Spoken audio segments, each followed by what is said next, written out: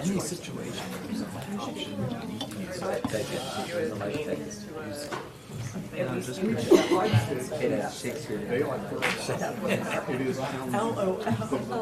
That is hilarious. We're working on our archive blog post.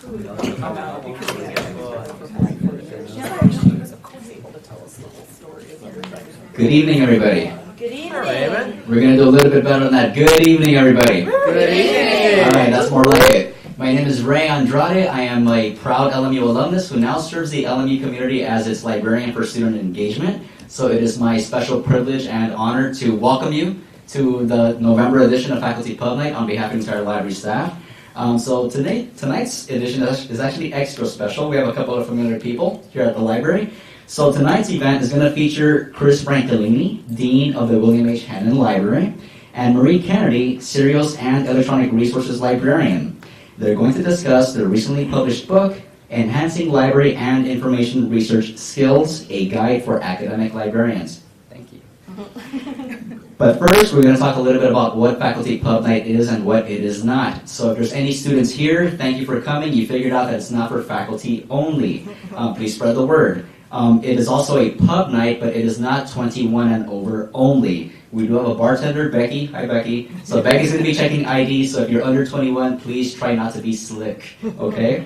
So also, you should have seen some feedback forms on your chairs. So if you complete those forms and if you provide your email address as well, you would be entered into a raffle for a $100 Amazon gift card at the end of the semester. It might come in handy with a textbook.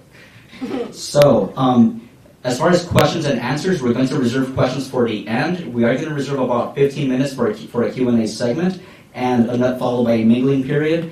Also, just remember, it is a pub night. The format is casual. The format is chill. At any point, please feel free to get some drinks and some food at any time. And I was also reminded to promote the button of the month. So every button, we got creative and we started creating these buttons. So for this month, the button says Lions for Librarians. I like that a lot. All right.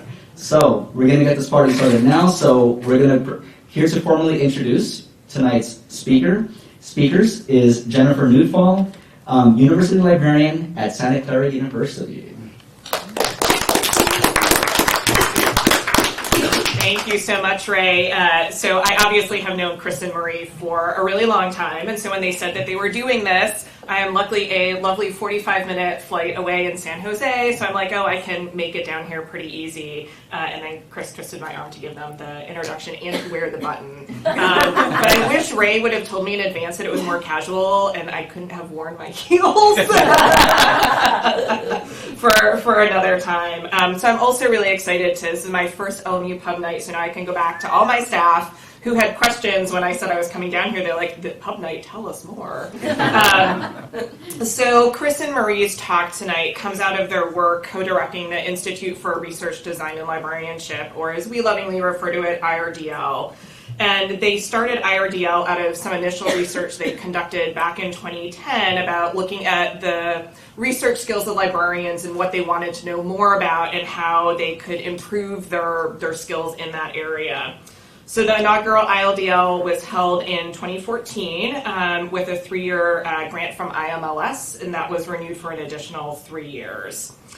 So I see the difference that IRDL makes firsthand. My associate university librarian for learning and engagement was in the very first cohort of IRDL, Nicole Branch. She was at Holy Names before she came to Santa Clara.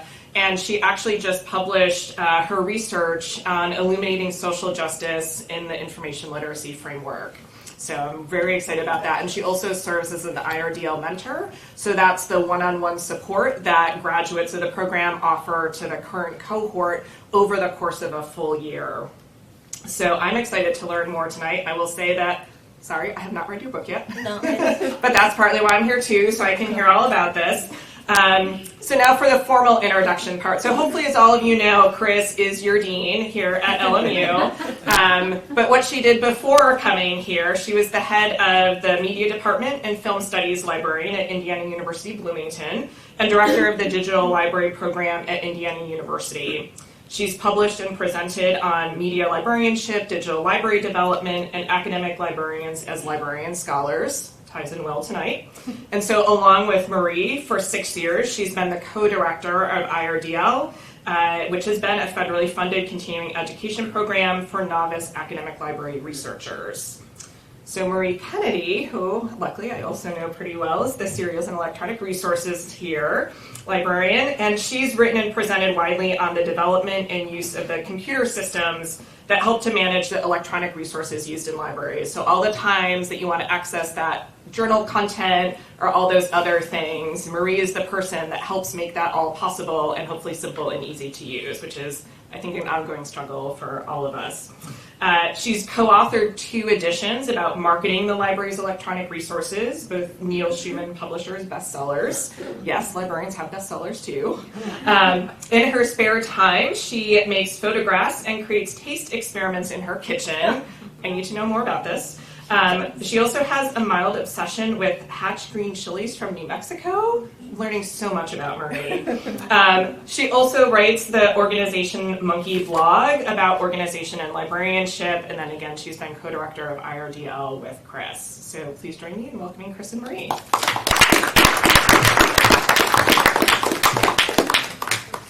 I'm going to leave this one here. Is that okay? Is that okay, Marie, if we leave it on? Okay, if we leave it on the stand? Yeah. Okay. So Marie and I are going to tag team one another. We have a lot to talk about tonight. So first, I want to welcome you all to the William H. Hannon Library and the first pub night featuring librarians. We say it's about time. Hooray! The title of our talk this evening, Creating the Research Environment You Want to Work In. I was an English major. I don't like that "in" at the end, but it sounds awkward to put it somewhere else.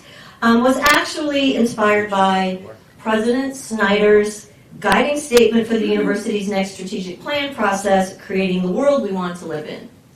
Marie and I have been studying academic librarian researchers for 9 years, examining barriers to research success and, more important, the factors that support librarians in their quest to become accomplished researchers.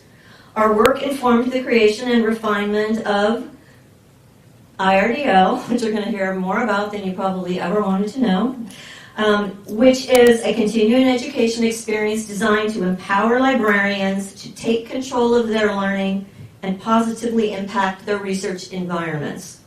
Tonight, Marie and I will discuss some of our research findings, along with suggestions for how researchers and their mentors might use them to increase their own research productivity. Okay, I have all this stuff here. Okay, here we go. So this is the outline of our talk. We're going to talk a little bit about the culture of library-related research. We're going to talk about the barriers to librarians conducting research, but more importantly, the benefits to librarians and their institutions. We're also going to talk about the 2 national surveys that we have done, that one to create IRDL and another to sort of extend it and think about ways to improve it. And then we're going to talk a little bit about IRDL and the assessment research that we've done around it.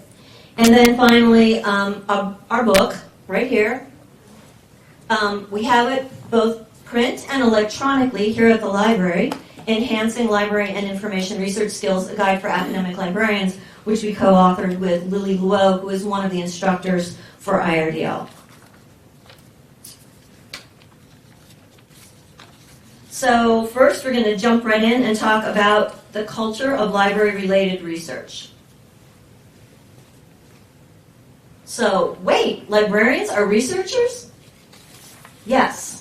Many academic librarians are practitioner researchers, and like other practitioner researchers, for example, educators, physicians, nurses, social workers, and more, our research is usually informed by our practice and conducted in order to improve our practice. Many of us are also expected to conduct and disseminate research as part of our annual review for our salary increases.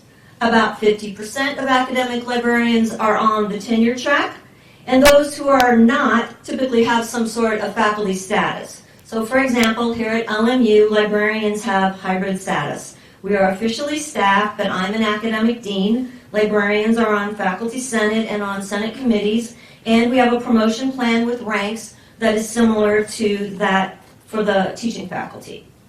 Librarians on the tenure track are typically working in research libraries, but here in California we have an interesting phenomenon. Our community college librarians all have faculty status, and they have 10-month contracts, unlike us. All academic librarians at research libraries are expected to conduct and disseminate research. So we're now in R2, and we are expected to do so. But we have been for quite some time, actually. So the important takeaway is this. Academic librarians are likely to find themselves working at an institution where they are required or expected to conduct research. So as Jennifer mentioned, before I came to LMU, I was tenured at Indiana University, where I moved up through the ranks to librarian, which is the equivalent of full professor. The requirements for scholarship and service to the profession increase with each promotion. And along the way, I became a committed researcher who previously studied media librarianship and digital library development. So when I came to LMU, I was looking for a new program of research, and for the first few years, I was busy with designing and building the new library, which opened in 2009, and I was just about to explore new research areas when Marie made an appointment with me to propose an interesting idea. Marie, take it away. Sure. So I've been reading the library literature, and I noticed that some of the publications were uneven. Some were great with a clear goal and well-defined methods, and others were not so great. I think we've all read articles where at the end you're like, how did that get published? So it made me wonder how librarians prepare themselves for the research process. And what I found out is that only about 60% of accredited library programs even require a research methods class. So it's possible to get through an entire master's program, get into the profession, and not have any research training. So then I thought, aha, continuing ed programs. So then I did a troll on the web to see what are continuing ed programs related to research for librarians. And guess what? There weren't any. So I made the appointment with Kris and proposed we do something about that. So there's plenty of things standing in the way of librarians conducting solid research, with training really being only one component. Some of us don't know we're going to be called to conduct research as a regular part of our jobs. Some of us know we should be doing research, but don't have the support or time to do so. All right, we have an audience interaction question for you. Show of hands. I feel like we've stacked the deck a little bit with this audience, but raise your hand for how many of you knew before now that most academic librarians conduct research as a regular part of our jobs. All right. Okay. Not everyone.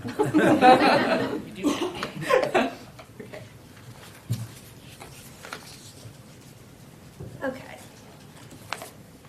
So as we do this tag team, I gotta get to my notes. Okay. So many of us are expected to conduct research and want to become accomplished researchers. And the question is, why? Well, over the past 15 to 20 years, there have been numerous studies on librarian researchers, and these studies have found that there are many benefits. Some of those benefits accrue to the librarian, and some of those benefits accrue to the institution. So these rewards for librarians are typically categorized as either extrinsic rewards or intrinsic rewards. So some of the extrinsic rewards are the ones that I've mentioned before: annual salary increases, promotion and tenure. Professional mobility, librarians who are active researchers are much more likely to move into positions of greater responsibility within their institution and have more mobility across institutions. But there are many, many intrinsic rewards, and Maria and I have learned a lot about this in some of our most recent research looking at accomplished librarian researchers. So conducting research fosters growth, curiosity, promotes new learning, all of these things here. Many librarians start doing research because it is expected of them and find that they really love it. They also form lasting professional connections through their research. And then lots of librarians really enjoy writing and or presenting, which are the two ways that we disseminate our research most frequently. And then there's a huge satisfaction in knowing that we are improving our practice through our research. And it builds confidence in our effectiveness as librarians. So many librarians, many researchers have studied librarian researchers themselves, but others have studied library administrators, deans, and directors, like myself and Jennifer, and asked about benefits beyond that accruing to the individual librarian. The benefits listed on this slide have been noted primarily by library deans and directors, but also by some librarians. We know from our own experience at LMU that faculty are more likely to trust our decisions when they are research-based and data-driven. So these are just a few of the things contributing to new knowledge, but also there's been a recent professional, in the past, say, 15 to 20 years, influence of evidence-based practice, more assessment and accountability, and many of the research methods that we learn for our own research are also applicable in this area. So in the world of library and information science research and publication, and okay, for those of you not in the know, LIS stands for Library and Information Science, so I'm not going to say it again, LIS. Within the world of LIS research, there are two groups who contribute scholarship: librarians in the field and PhD faculty who teach in our graduate schools.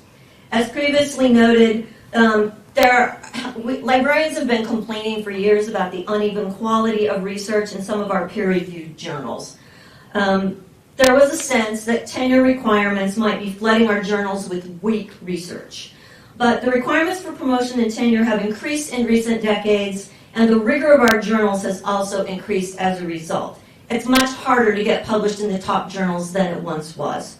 There's also perception on the part of some LIS faculty, again, these are full-time PhD teaching faculty, that, quote, librarians don't do research, we do. But research has dispelled that myth. Maria and I were ready to take up the challenge to help librarians become accomplished researchers, proud of their research output and their impact on the profession. But we wanted to know what our intended audience might think, those academic librarians themselves.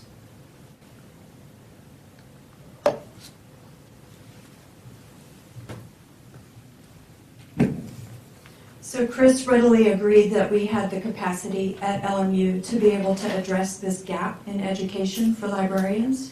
But before we took action, we wanted to gather some evidence so that our actions were informed.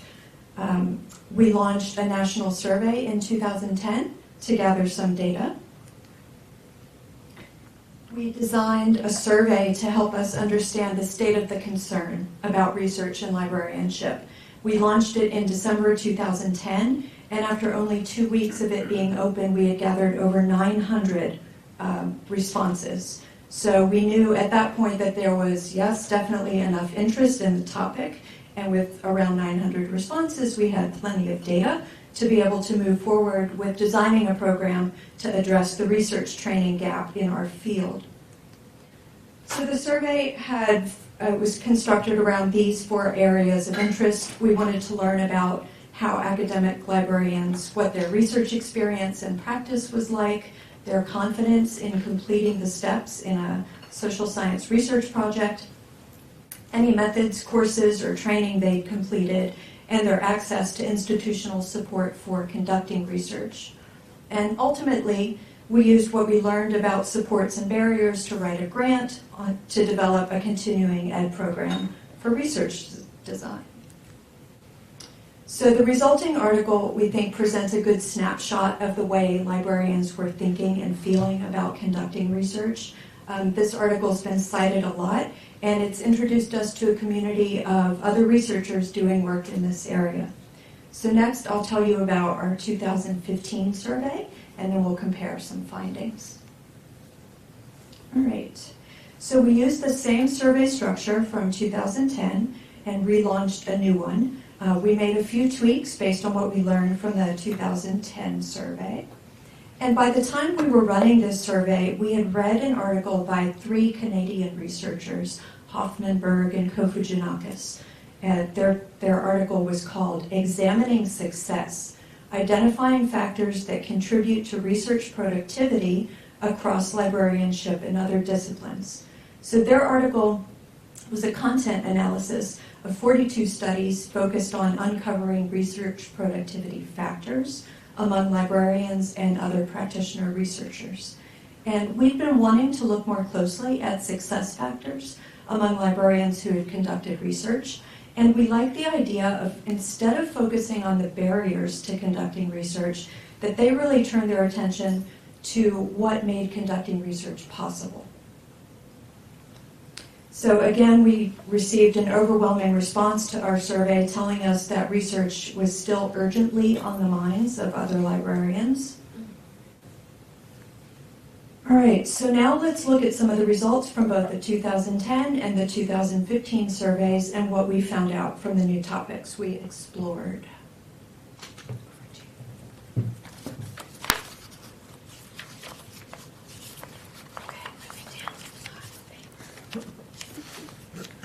Okay.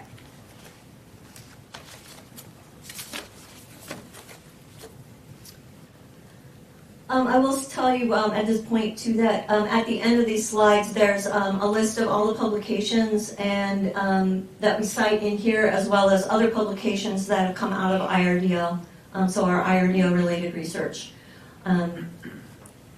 So if you're interested in the citations, they're available. Okay, so because many of the questions were the same in our between our 2012, so it's hard to talk about. In 2010, we conducted a survey in 2010 that we published in 2012, and then in 2015 we published an article that we published in 2018. So it's kind of confusing. So anyway, we're just talking about the years we actually conducted the study. So that's why we say 2010 and 2015. It's somewhat confusing, and we're not sure quite how to talk about it clearly. Anyway, because many of the questions were the same in our 2018, we included these some comparative tables. These are just a few of them. There are really many more. The percentage of respondents who have conducted research increased from 62% to 77%, and the N's are the number of people who responded to this question. And then the percentage of respondents who reported disseminating the results of their research to an external audience increased slightly from 77% to 83%. A second area of inquiry for us was methods training. We began by asking about the respondents' LIS master's program. So we asked, so in order to conduct research, you have to be able to read and understand research, so we started with that. So we asked how many of you felt that your LIS master's program prepared you to read and understand research-based literature. And 57% said yes in 2010 and 55% said yes in 2015. But then we asked the all-important question, how many of you feel that your LIS master's degree adequately prepared you to conduct original research? And here, it was only 26% in 2010, and in 2015 it had gone down to 17%. Note that this is for librarians among whom 77% and 83% have conducted and disseminated the results of their research. So, clearly, we're not learning how to do this in library school.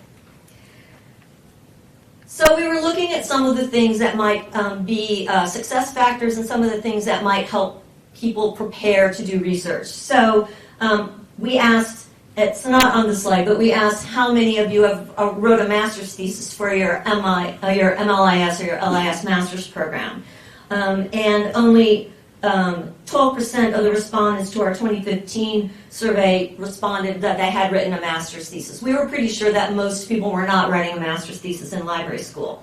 However, many academic librarians have a second master's degree in addition to their LIS degree, and 48% of our respondents to our 2015 survey have a second master's degree or a PhD. So we asked if respondents had also written a thesis for another master's program, and that percentage was higher at 27%.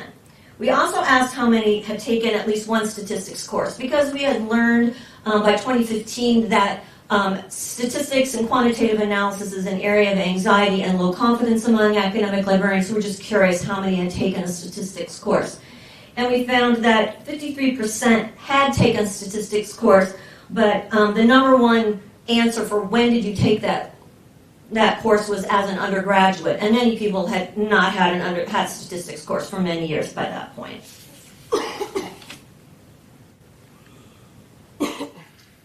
So we also wanted to look at institutional support, because institutional support has been a predictor of research success in other professions as well as librarianship.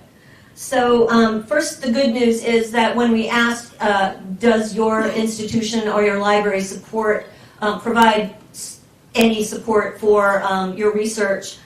In 2010, about 7% said yes, said no. So in 2010, 7% said no. In 2015, 12% said no. So the good news is that most institutions are providing some sort of support for research. The two most frequent forms of support that we asked on both surveys was full or partial travel funds, and that's travel funds to conduct research or do interviews or present the results of your research. So any kind of travel related to your research. And then in 2015, we also asked about mentoring. Mentoring is an area that we've picked up through the literature and through our own experience with IRDL, and it's not very well studied. So we were asking how many, what percentage of you have had a formal mentoring program for research. Again, there's broader mentoring, but research mentoring, 15% said yes. And then how many of you have informal mentoring? And 40% said yes. So mentoring is catching on, and both formal and informal mentoring were found to be statistically significantly correlated with research success in our 2015 sample. So, based upon our 2010 survey findings, we decided to move forward with designing a program to address several things. We wanted to build a program to develop mastery in completing the steps of research to improve confidence. We wanted to build a program that put like-minded people together to develop cohorts of peer support, and we wanted to design a program that gave people time to think through the process of a research project, uninterrupted from the daily interruptions and challenges of library life. We were trying to remove barriers and provide supports. So, as noted previously, in 2013, we received funding for the first cohort of 25 librarians, and our overarching goal was to increase the number of academic librarians with specific research skills in conducting and disseminating the results of research. And our target audience is novice researchers, and the hope was that these librarians would launch a lifetime career as a researcher. The centerpiece, our participants, all novice researchers, are selected on the basis of an application and a research proposal. The centerpiece is a research workshop held on the campus of Loyola Marymount University in this very room during the month of June. And the format, you can see the format there for the first 3 years. It was a 9-day research workshop that lasted for 9 days. And it included both a research curriculum, one-on-one consultations, pre-workshop readings and activities, and again, ongoing moral support and mentoring in the form of monthly check-ins via conferencing and a closed Facebook group and other supports like that. So the research workshop launches it in June, and then the IRDL scholar receives a year of support in conducting and completing their research study. Happily, we were funded again for another 3 years, and that funding ran 2017 to 2019. So as you can see, last summer was the last IMLS-funded research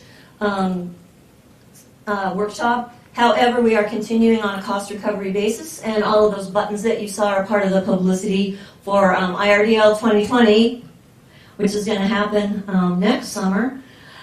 So we had learned through our research and our assessments that the summer workshop increases research self-efficacy meaning research confidence in completing the various steps of a research project, and that the summer workshop also improves the quality of the research proposals. That librarians submit a proposal, go through the workshop, and then submit a revised proposal, and we score the pre and post anonymously.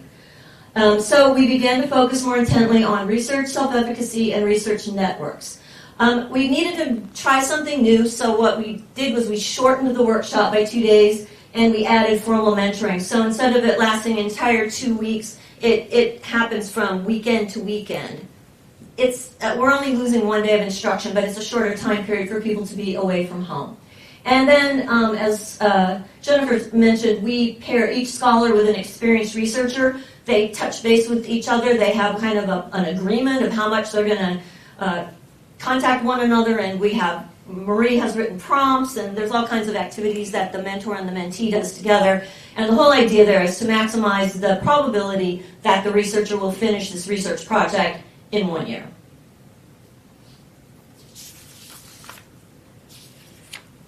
So the next slide, this one summarizes kind of the cohort. So people, like, how many people went through IRDL over 6 years? So this summarizes that. There were 133 scholars over the 6 cohorts. There are 22 to 25 scholars in each cohort.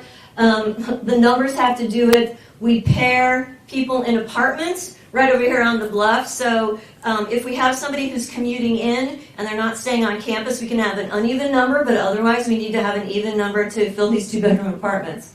47%, we had 76% were women, 24% were men, and that actually reflects our application pool as much as, I think there are more than 24% of male librarians in the profession, but again, this reflects our application pool.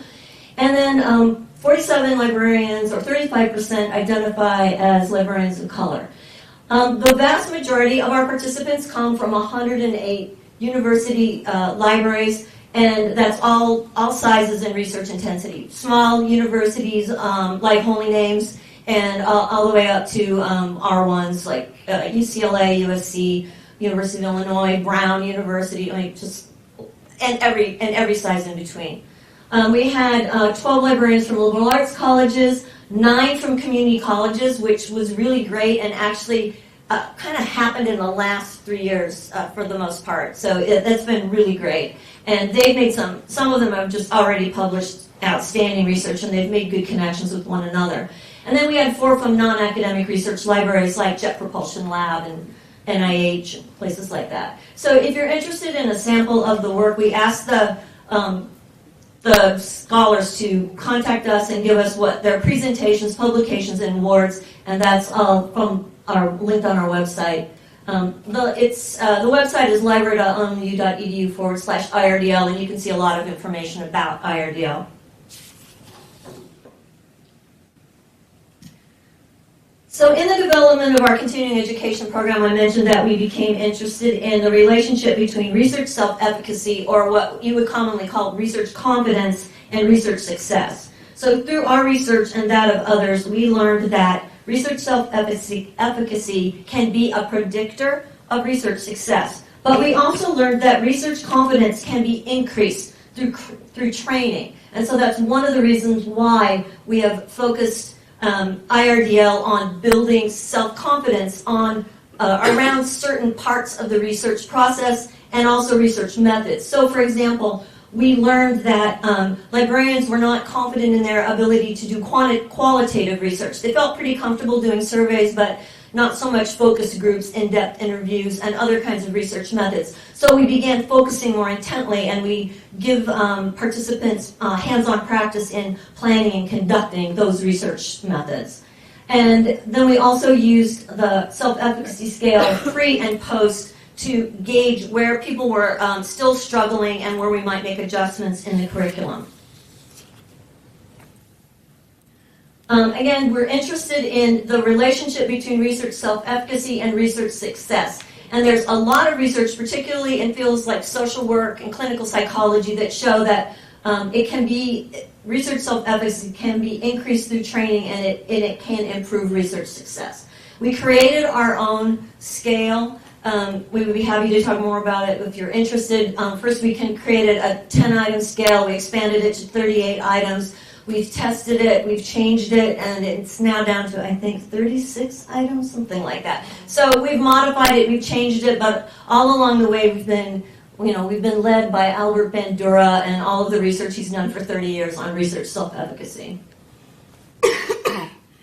And again, it is both a predictor of research success and a mediating variable between research training and research productivity. So what's interesting about this is that research self-efficacy can be increased both through instruction and encouragement. Each of these questions may be approached from the perspective of a librarian researcher or a supervisor or a mentor. So research self-efficacy can be a really important tool for those who seek to increase their own research confidence or the research confidence of others. And next, Marie.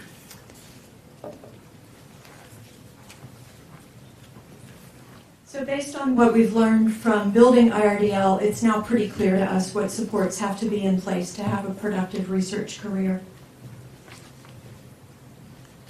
Lowe, who's a professor of library and information science at San Jose State, she's one of the lead instructors for IRDL. She proposed that we write a book to share what we've learned through IRDL with those who aren't able to be part of the program. The book is also informed by our research over the past 9 years and the research of others who are studying the factors that contribute to academic librarians becoming accomplished researchers.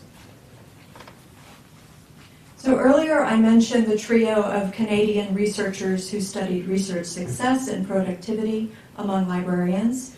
From their 2014 study, they identified a set of factors that contribute to research productivity, and they cluster into these three broad categories of individual attributes, peers and community, and institutional structures and supports. So the table on the slide shows the factors that were most frequently noted across the 42 articles they analyzed. So then they conducted a survey to test their model of success factors. And while they were searching for the magic bullet, mainly which one of these was the most important, they found instead, quote, an environment that embraces all three areas by encouraging individual attributes, fostering peer and community interaction, and providing institutional supports will be likely to promote research productivity among librarians, end quote. So we've taken their model and run with it. Our most recent research is an exploratory study that's focused on success factors of accomplished librarian researchers, those with the highest productivity in our profession over the last 10 years. And like those Canadian researchers, we found that all of the categories of success are important. So it wouldn't be us if we didn't have a reflective moment. We'd like you to pause and consider something just for a minute. All right, so consider these factors that contribute to research success. We want you to think about this just for you. You don't need to report out right now, but feel free to share during the Q&A period. So which one of these, for you, can you affect, influence, or change so that your own research practice is strengthened? What do you have the power to change for yourself? Pause, reflect.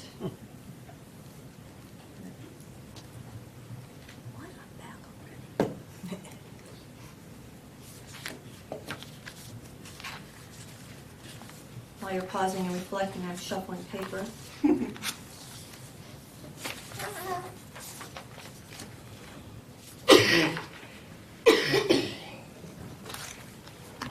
Okay. Go back. Oh, go back. There you go. Oh, sorry. Okay. So think about the three interrelated categories that lead to, or that contribute to research success. Pay attention to all three. Individual attributes, peers and community, and institutional support all are important. So again, like we call them HBK, Hoffmanberg and Kofijanakis, our colleagues to the north, we have learned that there is no magic bullet. There is no one thing that you can do that is so important that you can ignore all of the others. And frankly, given human nature and individual differences, we find that certain factors are much more important to people than others. I will say that because of IRDL being a kind of a communal experience, everyone is in this room together for about 8 days together, we find that we attract people who want that human interaction and who are looking for peers and community. So these are some takeaways. Education matters. If you're still in graduate school, take relevant research courses. We just have found that too many people come away from library school going, what? I need to know that?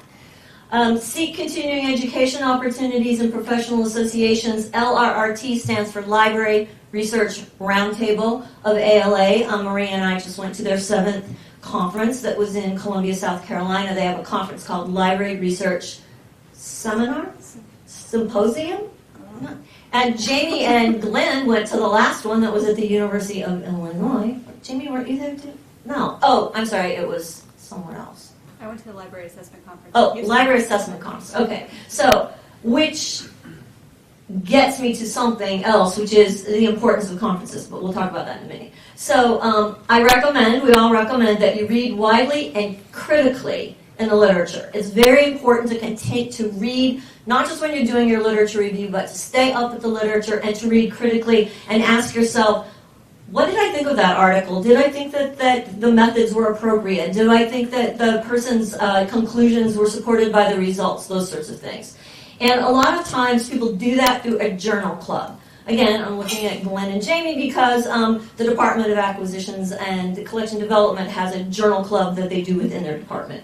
But there are lots of libraries that do journal club and do reading and critiquing and writing and those sorts of things together. Research environment matters. I recommend that you ask questions about research expectations and support when you apply for a new job, and advocate for what you and your colleagues need in order to be successful researchers wherever you land up.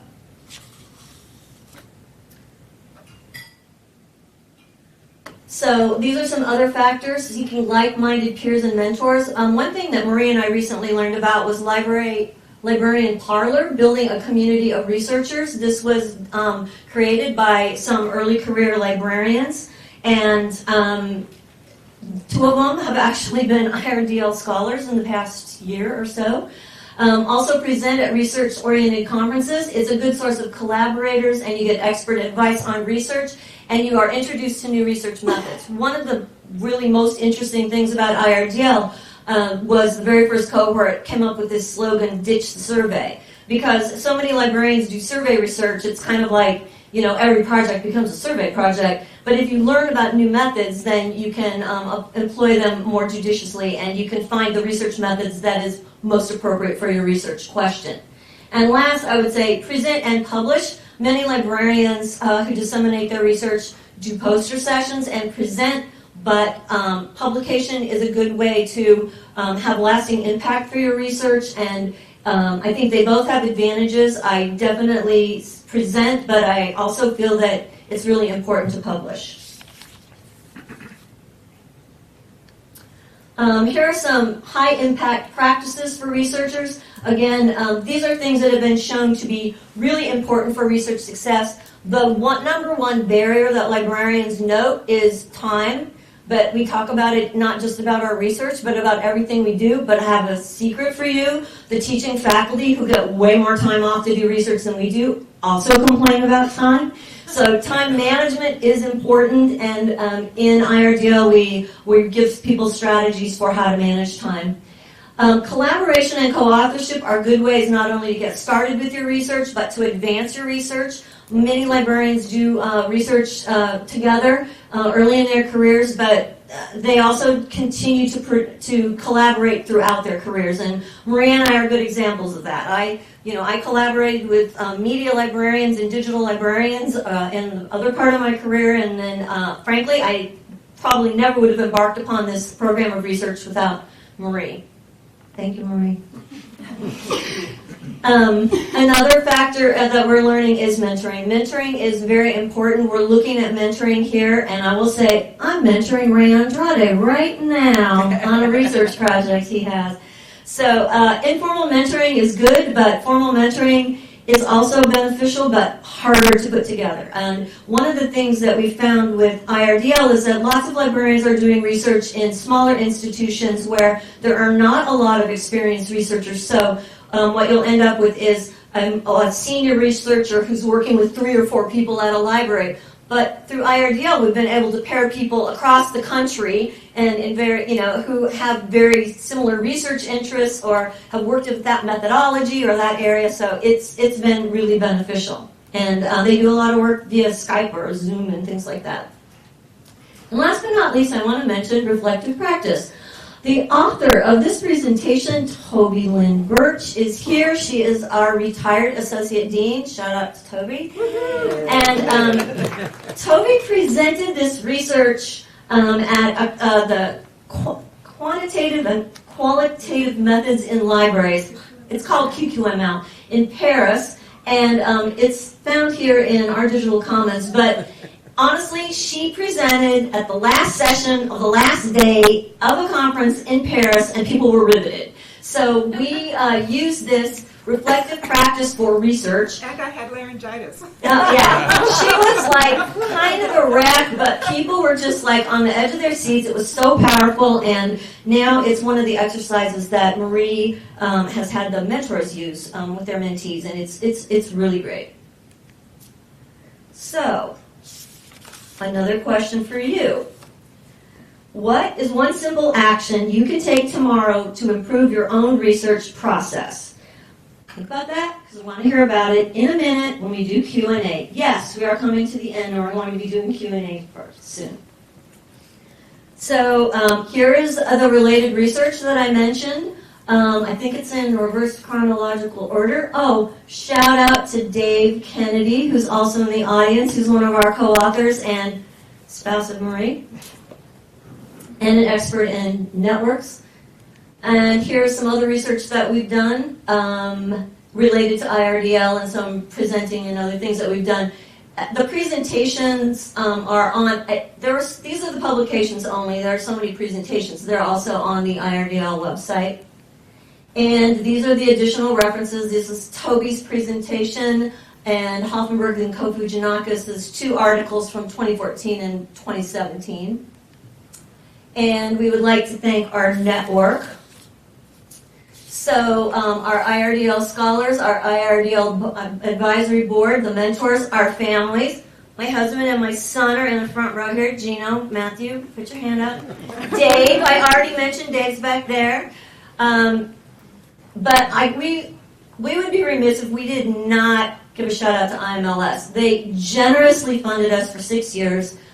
We also partnered with SCELC, our consortium. We partnered with San Jose State, and frankly, LMU paid for all the food for all the IRDL scholars because federal grants can no longer cover food. So thanks to our network, and thanks to all of you. And one more thing. Our federal funding for IRDL has ended, but our goal from the beginning was to create a sustainable program. We will be offering IRDL again in the summer of 2020 on a cost recovery basis here at LMU. Same instructors, same format, but for a fee. We have our fingers crossed that library deans and directors have been convinced of IRDL's effectiveness in helping academic librarians launch long and productive careers as practitioner researchers. So thank you. That's it.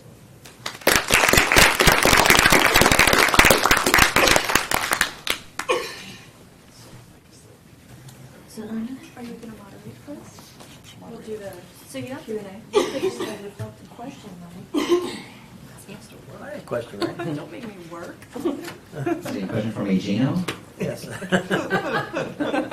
Kris didn't put me up to this either. I was wondering why have research classes and skills diminished in thesis programs? Do you have any speculation on that? I mean, is it like something to do with, I don't know, more digital delivery or something? Or Well, so I will say that the librarians who are at this library who, when I got here or who I first met them, had the strongest research skills were Marie Kennedy and Susan Gardner Archambault, and they both went to the University of North Carolina, Chapel Hill, where a thesis is required. One of the problems with requiring a thesis, because I asked Lily, like, why doesn't San Jose State require a thesis or even encourage a thesis? And she goes, we don't have enough faculty to do it. These very large programs they work with a lot of adjuncts, they have very few full-time faculty, and supporting a thesis option is just very difficult. Marie and I kind of got the idea to look at thesis because when we were at the QQML conference in Paris, and we also went to the one in London, which was a couple of years later, we saw a lot of library school students or recent graduates presenting research at this QQML conference. It's quantitative and qualitative research in libraries, methods in libraries, sorry. And we asked ourselves, well, why aren't more library school students doing research, conducting research as library school students? And when we talked to Lily, she just said most library schools just don't have the bandwidth. They don't have enough faculty and they have too many students. Do you have anything to add to that? Yeah, I guess we're not here to dog on library schools either. Like, there's a gap. Even if you do take a research methods class in your graduate program, by the time you leave your master's degree, enter the profession, like figure out where your job is, formulate a research question, like that lag of time, what are you going to remember from a research methods class? Yeah. Nothing. And in a master's program, it's kind of all theoretical. It's not based in your actual everyday life. So I'm not sure that even requiring a research methods class actually solves the problem in the long term.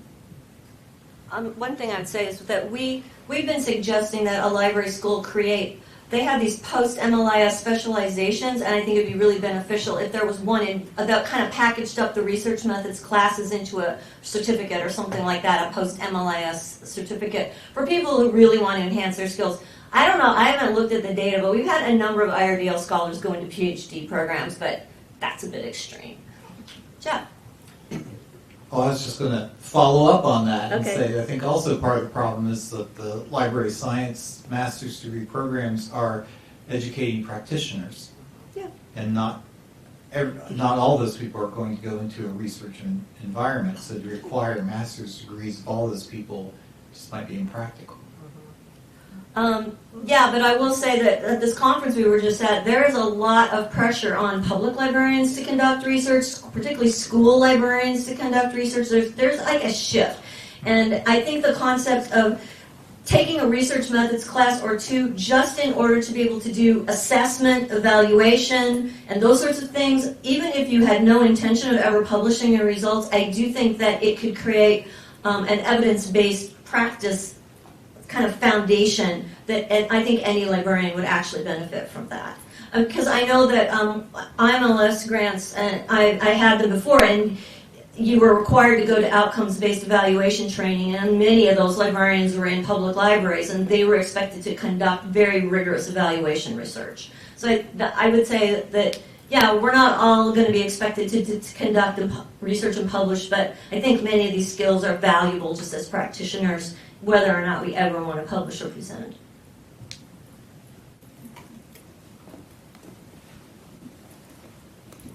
In the same vein, I know early on when you were considering IRDL and looking at it, you got some pushback from the library school programs about why this shouldn't happen in a library school. Why should this happen at LMU? Well, we know that part of that is because nobody was doing it, so you found an opportunity and you stepped into the breach. What have you seen different? What happened when you were in South Carolina? Yeah. South Carolina, with where it was there were both faculty and I assume probably deans of these programs, library school programs. What do you sense any difference? And again, if the pressure is coming from librarians to be able to do this, is there any recognition on that part, even partially, that this is an opportunity for them to enhance their programs? It's being video recorded. Yeah, we did not actually, we interacted with the library school faculty, but we never really had the opportunity to sort of ask them these sorts of questions. I mean, obviously by our presence there, and because we were presenting there, we were in mixed groups. So Marie and I went to presentations done by LIS faculty, and there were LIS faculty in the presentation there that we did. We actually presented with Hoffenberg and Kofi Janakis. It was very fangirlish, and some other researchers who work in the same area. But there were LIS faculty in the room, and some of the people commented that, and it was on one of our slides, that there's just not a recognition that if you go into academic librarianship, you need these skills and you need to be prepared to do research. One of the things that we found through IRDL is like, everybody in IRDL considers themselves a novice researcher, but some of them have been out in the profession for 10 years. Why? Because they were at a library where nobody cared if they did research. Then they got a new job. Now they're on the tenure track and they have no idea what to do. They've been out of library school for 10 years and they didn't take any research methods in the first place. So they need to get up to speed fast. We also learned from the novice librarians who are right out of library school.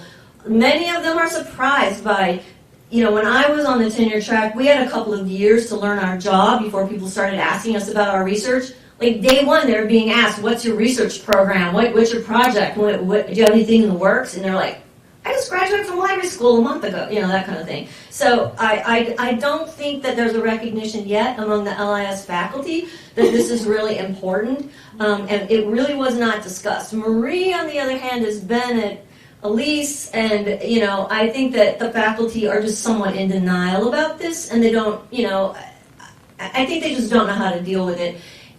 The problem is IRDL is literally the only continuing education program of its kind.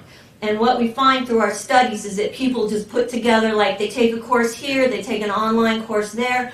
When I worked at a university with a library school, we all took weekend courses there. They would do kind of like compressed versions of 4-day courses that you could do fast, to learn something on survey research or publishing, writing for publication, those kinds of things. And there was a doctoral program there, so you could take the doctoral level courses. But again, I don't know if Marie wants to weigh in, but I don't think there's much of a recognition yet. They saw us there, but they didn't really see us there, if you know what I mean. Hi. So as a brand new librarian and a very recent graduated in June, Yay! I do have some perspective to offer, and I'm curious to what you think about it. So I think that, come to think about it, I think there is, and I actually came with a second master's degree too, where I did a thesis in my first graduate degree. But I feel like there isn't any focus on research just because we're also worried about getting a job. Yeah. And so many of us were navigating, like I had a full-time job, a few people have internships and like 2 other jobs and things. So I think that the pressure is so focused on like, hey, it's very impacted, it's really hard to find a job. So I think that pressure it's very intense, and I feel like research comes secondary to that. So I'm just curious what your thoughts are on that. Sure. We're actually thinking about that in our role as supervisors of students on this campus. Actually, we're starting to think about how to involve students as research partners with us. So hopefully we're affecting that culture kind of at the undergraduate level so that in whatever field the students end up in, it's not a surprise in how to think critically about the literature that you're reading, how to formulate a testable question, how to execute like a methodology, and then how to write up your results. So I think we've internalized a lot of what we've learned and are trying to figure out ways to influence our immediate surroundings. I would also say though that I wish library schools would just incorporate more research into regular classes. I mean, when you're taking an information literacy class, there should be, sort of research methods embedded in that. How are you assessing the quality or the effectiveness of what you're doing? How do you plan it? How do you figure out what to do? Do you go to the literature to get ideas? Those sorts of things. Just even thinking about it would be beneficial. And I would say that there are lots of complaints among librarians who are on the tenure track even, who say, I'm expected to do research, but I'm not getting a whole lot of support from my institution. And that would even include some institutions for people who come to IRDL. Like, we can't deal with it here, go to IRDL, that kind of thing. So I do think that there is a lot of pressure to get skills that are very immediately applicable when you get in the job market. But I will also say that when I applied for a job at a tenure track institution, one of the requirements was, able to meet the requirements of a tenure track position, and that was questions about my research readiness, my interest in doing research, and also making it clear that I would be expected to upgrade my skills and knowledge in order to become a researcher if I was there for the tenure process. So, I don't know, I hope it improves, but to be honest with you, the good news is most of us didn't learn how to do it in library school, and we learned how to do it anyway.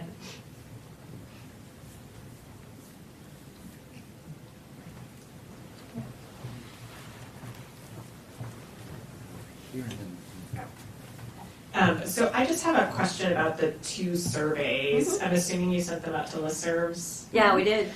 So isn't it hard to compare the results of the 2 surveys? So essentially you don't... Yeah, we're not comparing across the surveys. We're looking inside the surveys, but we just thought it was kind of interesting to match up the results and see where are there similarities, even though these studies were done 5 years apart and they were both convenient samples, just who happened to respond to the survey, and then the statistical analysis was done only within the sample.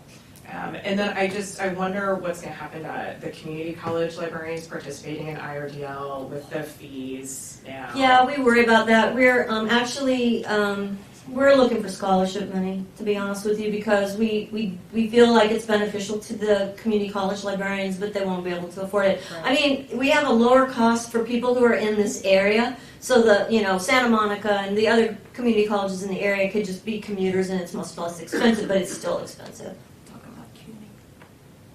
Oh, CUNY. So how many librarians have we had from CUNY? Quite a few. And some of our most successful IRDL scholars are librarians at City University of New York, which has community colleges. And they're interested in doing, they point blank told us, no way could we ever get funding to come to IRDL now. So they are creating their own kind of local IRDL.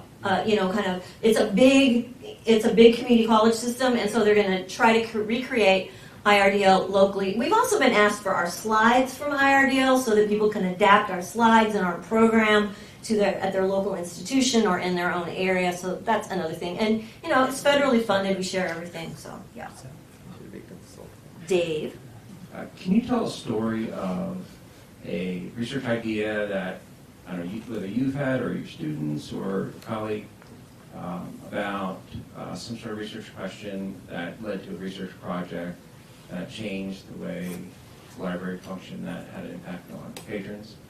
Do you have any I don't know if that's a difficult question to ask or answer. I'm just curious about that. Think of one off the top. Illustration. Just illustrate. The kinds of things that people are doing? Just one example. Okay, well, here's an example that we've heard reported out that's kind of interesting, which is a librarian who was in an early cohort did a study, a quasi-experimental study. She was a social work librarian, and she supports an all online program, and she does information literacy with those students. And she had been looking at different modes of interaction, like different ways of teaching the same content, which again, all of you who do information literacy, that's one of the main things you do. You try to find the most effective methods. So she became interested in doing what she called an engaged learning exercise. They all had to take they had to learn the same content, they had to do the same, they had to take a post test, they had to do an assignment, but she randomly assigned these online students to either a more traditional presentation of the content or what she called an engaged, more interactive approach to the assignment. And what she found was that there was no difference in the learning. In other words, their outcome was the same with regard to their scores on the post-test, but the engaged learners radically preferred the engaged learning. She measured their satisfaction level as well as their learning, and their satisfaction level was through the roof on the engaged learning. So they they just dumped the traditional approach to that and made all of that learning an engaged learning experience. And if I may, I have a couple of questions too, and actually the last couple of questions touched upon my questions. So I noticed that you said during your presentation that during the last 3 years there was a bit of a spike in participants from IRDL who were from community colleges. And I was just like wondering, like, what the, like, did their projects, that the nature, did it differ significantly from the other projects, or what were they trying to get at? Well, a lot of them were studying community college librarians. So we talk a lot about practitioner research that's really focused on improving your job, but a lot of IRDL scholars, and if you read the literature, a lot of librarians are studying librarians and librarianship and things like that. So some of those community college librarians were studying other community college librarians, or they were studying something broad like, and we actually saw a poster on this, I think, the Framework for Information Literacy from ACRL and its application to community college librarians. Because a lot of community college librarians feel that the framework is not well adapted or well suited for use in a community college setting.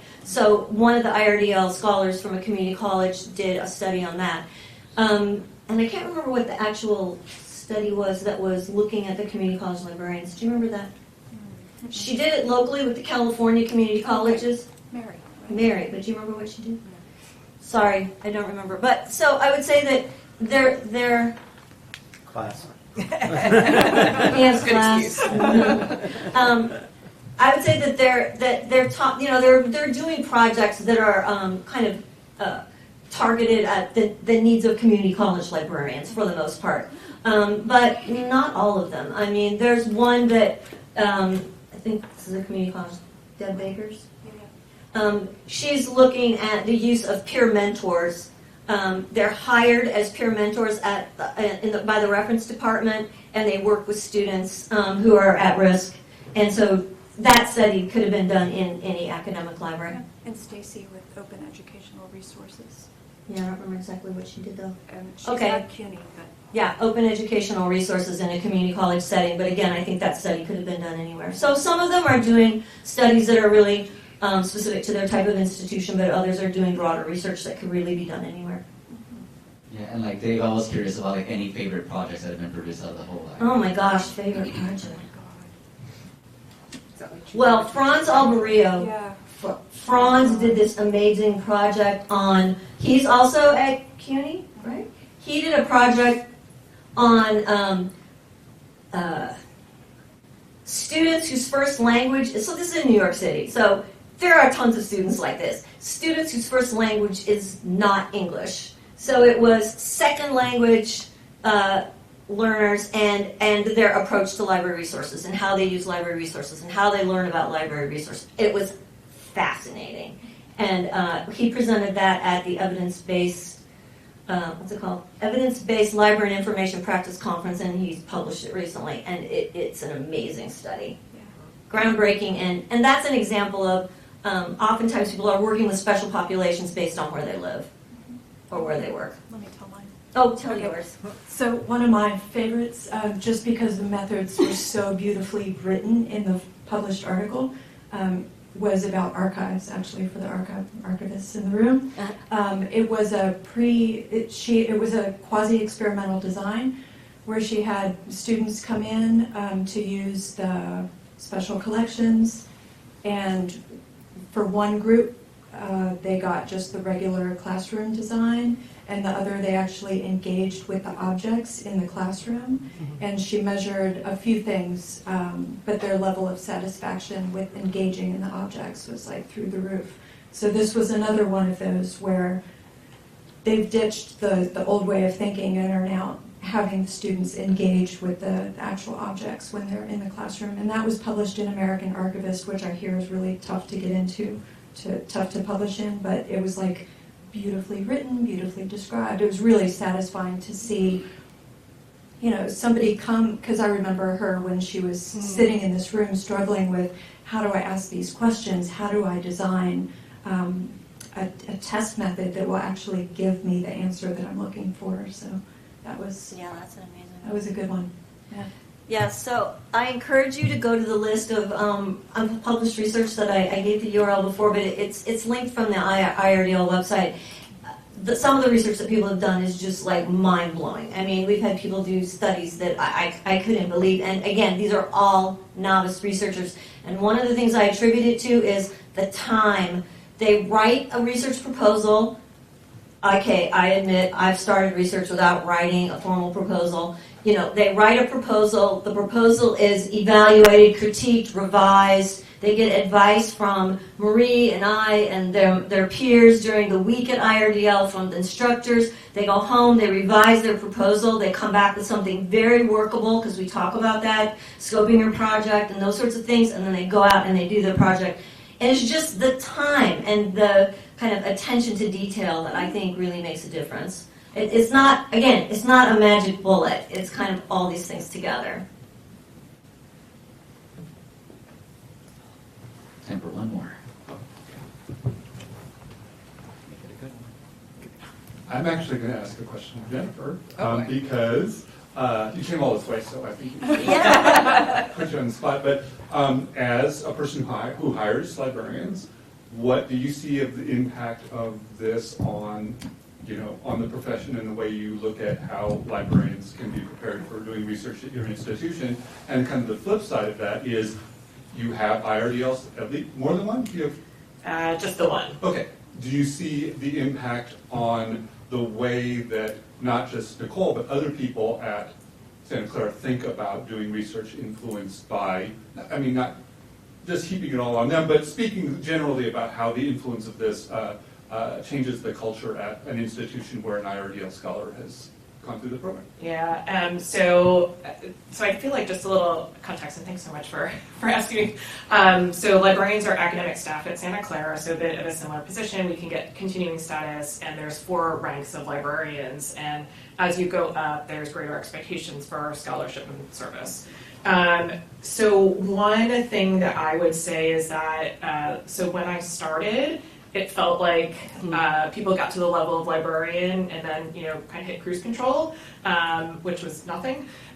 So one way is making it visible. So every month I send an email out to my entire library and ask them what scholarship might be happening that month, poster, presentation, article, etc. And then I turn that around and send it out to the entire library staff. Like, here's what it is, here's the abstract for it, here's the link for more information. And so I feel like there's been a nice increased visibility that has sort of raised the profile. But what I've found is I brought in someone who was long tenured at another institution, who was a great collaborator for new librarians. So I feel like that sort of informal partnering of someone who's done it a really long time to bring someone up has been really good. And then I feel like what Nicole was able, we initially hired her as our assessment coordinator, so she had that sort of broader research understanding and capacity, so that it wasn't just, all surveys, all the time. So I'm actually working on a research project with her right now, and the faculty coordinator for our ELSJ, our Experiential Learning for Social Justice core requirement.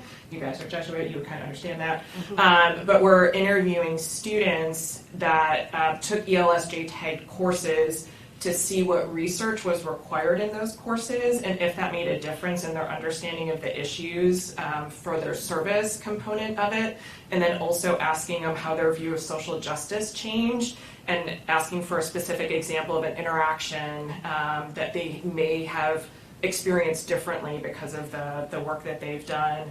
So we provide a lot of support. One thing I was thinking of with Kris is deans and directors need to be good about funding this. So we reimburse travel at 100%. And I think that that's really important, because if it's an expectation and requirement, we need to provide the support to be able to do that, as well as occasionally taking a research day to allow people, to have the time to help meet the time requirement. So what can individual librarians do, but what can administration do? Absolutely. And which is I think the other piece of it. Oh, totally agree. And actually, when the AJC Library Deans and Directors met in this room a couple of years ago, I did a little slideshow on, what we learned from IRDL that, the deans and directors need to do in order to create that research environment and the support for librarians. And frankly, that it's all important. Again, it's, those 3, just keep thinking about, individual attributes, what you know, what you've learned, what your experience has been, peers and community, mentors, supervisors, collaborators, and then institutional support. They all have to be there for somebody to become a very well-rounded researcher. Some of these very experienced librarians that we've worked with have said, you know, I got really great support in the beginning, and then I went through a bad patch. We had to change in administration, but I just kept at it, and then pretty soon things got better because that person had built the basis of support and had their confidence in their ability to push through it, and that things would get better. And I know we're out of time, right? Thank you. Yeah, we're approaching already. Can everybody please join me in saying thank you to Kris, thank you to Maria. Thank you, Jennifer, for today's formal introduction. We have plenty of food, and also, again, if you have the feedback forms, you could complete them and submit them into this box up here. And also, please don't forget your button of the month. Have a good night, everybody. Thank you.